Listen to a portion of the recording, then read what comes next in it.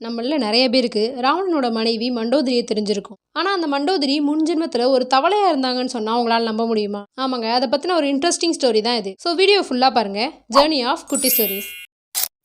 மண்டோதரி முன் ஜென்மத்துல மதுரான்னு அழைக்கப்படுற ஒரு பொண்ணா தான் இருக்காங்க. இந்த மதுராக்கு சிவன் மேல அளவு கடந்த பக்தி இருக்கு. அதனாலேயே ரொம்ப கடினமான ஒரு தவத்துல இருக்காங்க. அவங்களோட தவத்தோட வலிமையை வச்சு உயிரோடு இருக்கிறப்பயே சிவனை நேர்ல பாக்குறதுக்காக கைலாச மலைக்கு போறாங்க. அப்போ ஆழ்ந்த தியானத்துல இருந்த சிவன் மதுராவை பார்க்கல. ஆனா மதுராக்கு சிவன் மேல அளவு கடந்த பக்தி இருந்ததுனால வேமா சிவனை போய் கட்டி அணைக்கிறாங்க. அடுத்த நிமிஷமே 8 திக்கும் பிரளயம் ஏற்படுது. உடனே அங்க வந்த பார்வதி தேவி ஆழ்ந்த தியானத்துல இருந்த சிவனையும் பக்கத்துல இருக்க மதுராவையும் பாக்குறாங்க. மதுராவோட உடையில சிவனோட திருநீர் இருந்ததை பார்த்ததும் அவங்களோட அளவில்லாத கோவத்துல மதுராவை பார்த்து, இப்படி ஒரு காரியம் செஞ்ச நீ பூமியில ஒரு தவளையா பிறப்ப அப்படின்னு ஒரு சாபம் கொடுக்குறாங்க. தியானம் முடிஞ்சு கண் திறந்து பாக்குற சிவன் தன் மேல அளவு கடந்த பக்தியினால அவளுக்கு கிடைச்ச சாபத்தை கண்டு மனம் இறங்கி, மதுரா நீ தவளையா பிறந்து 12 வருஷம் கழிச்சு உனக்கு ஒரு வரம் கிடைக்கும். அதன் மூலியமா நீ ஆசைப்பட்ட மாதிரி என்னோட அம்சங்கள் கொண்டு ஈஸ்வரன் பட்டம் பெற்ற ஒரு மாவீரனை உன்னோட மணாலனாய் அடைவாய் அப்படின்னு ஒரு வரம் கொடுக்குறாங்க. அதுக்கடுத்து ஒரு தவளையா மாறின மதுரா 12 வருஷம் கழிச்சு ஒரு காட்டுல ஒரு முனிவர் தியானம் பண்ணிட்டு இருக்கப்போ அவங்களுக்கு முன்னாடி ஒரு பால் இருக்கு.